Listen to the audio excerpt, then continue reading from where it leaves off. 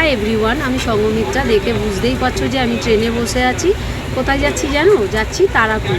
দেখো সঙ্গে আছে এই যে ভাই, ভাইয়ের মেয়ে, এই যে ভাইয়ের বউ, আর দেখো ভাইয়ের ছেলে কোথায় উঠে গেছে, আর আছে আমার হাজব্যান্ড।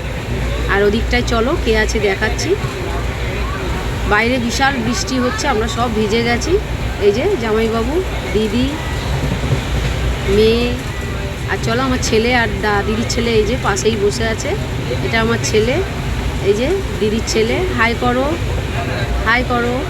আমরা সবাই বসে আছি, বৃষ্টিতে খুবই ভিজে গেছি। সব এক জায়গায় আছি এখন, খাওয়া দাওয়া করে নিয়ে তারপর আবার যে যার সিটে চলে যাব।